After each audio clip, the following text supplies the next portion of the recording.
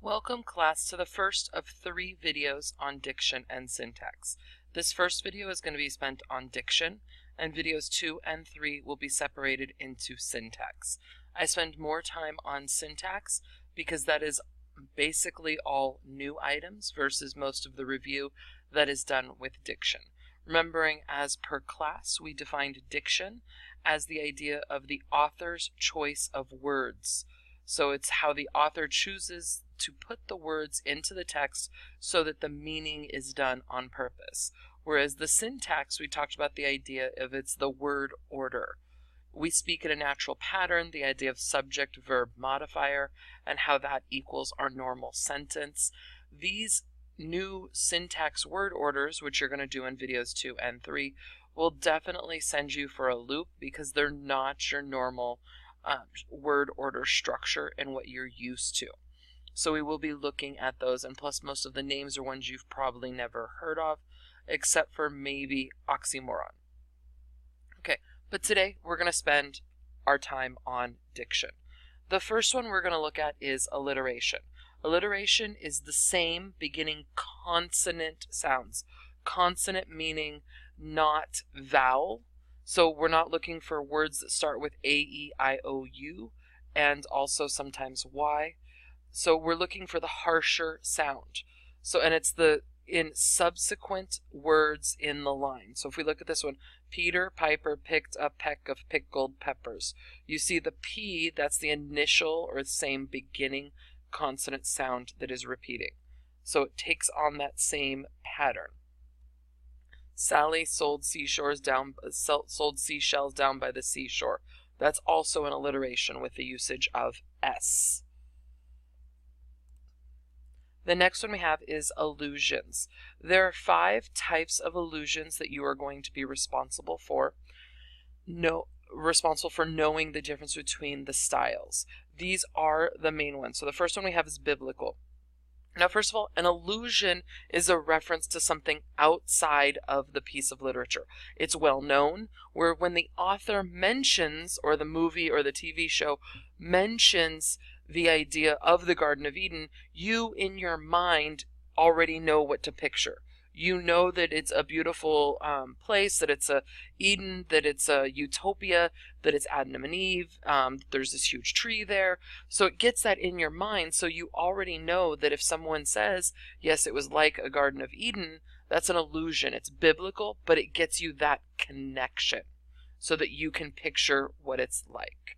So biblical is the idea of referencing anything from the Bible. Mythological references mainly Greek mythology, but sometimes Norse and Roman mythology.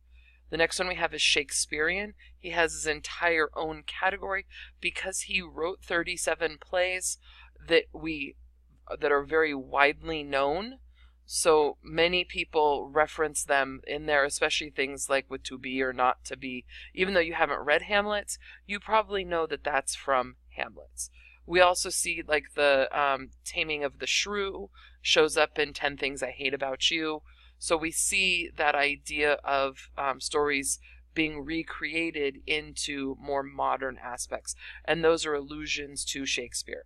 The next one we have is historical. Historical is the idea of referencing anything in the past. So you could reference wars, you can reference time periods and eras, you can reference historical people and comparing someone to being like a previous person in history, so it gets that image within your head. And then we have literary allusions. We will actually see several literary allusions this year within political cartoons, with the idea of, especially there's one about Gatsby that we'll talk about and when we get further into the year. But it's the idea of referencing well-known pieces of literature that many people read. Oftentimes people reference a lot of ones like Gatsby. 1984 is very popularly referenced, especially right now with the political climates. But there are way more beyond that. Okay, the next one is a metaphor. A metaphor is a comparison between where you say that something is something else. So if you look at the 6 samples I have here, especially life is a journey. So it's the idea that has the word is. So it's saying that these two unlike things are actually the same. So there actually is a connection to it. Love is a jewel. So that idea of love is so precious and honored that we compare it to the idea of being a jewel. Noticing that the words like or as are missing. Remembering that that goes with similes, and similes will be up in just a moment.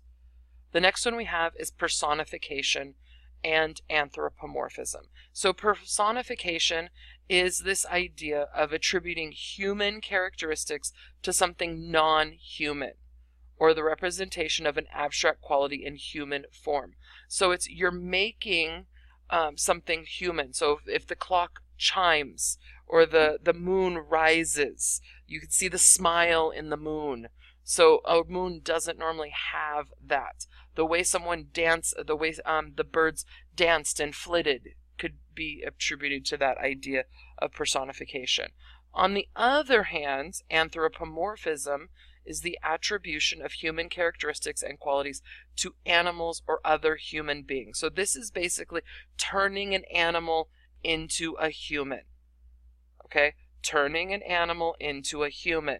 Remember that. So almost any Disney movie, when they have the animal talking and acting human, that is an anthropomorphism. So if we look at The Lion King, any of the characters from Lion King, that is an anthropomorphism. They have human characteristics. They have emotions, they have feelings. It's an anthropomorphism.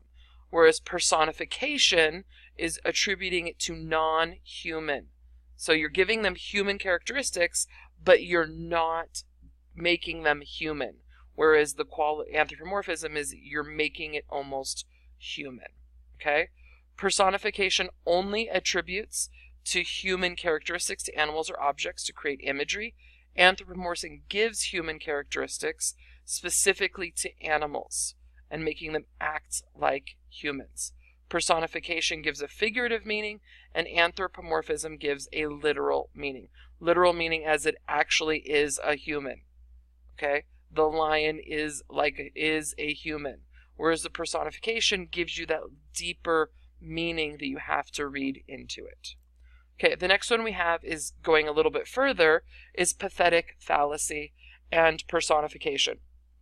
Now, pathetic fallacy is something that I will reference this year with the idea of how weather shows up in nature, or how weather shows up in pieces of literature. So personification, we know it's the human attributes being given to non-human things. Pathetic fallacy, on the other hand, is the attribution of human qualities and characteristics to inanimate objects of nature. So if you said the storm was roaring, you're giving it that animalistic human type character to make it feel like it's coming alive. A lot of time people do this, directors do this in movies with horror movies, and they do it with the music, and how the intensity of the music starts to rise as something is going to happen.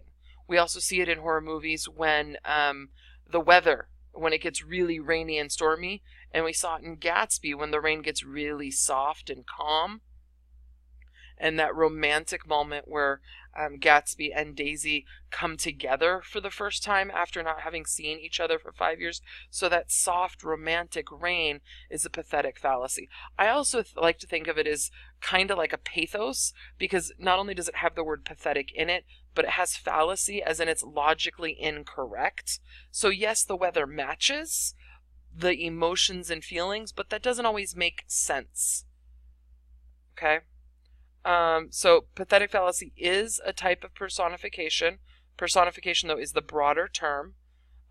Pathetic fallacy is used to reflect the actions and emotions of the story in nature, but yet we have personification is used to create imagery and beautify the text.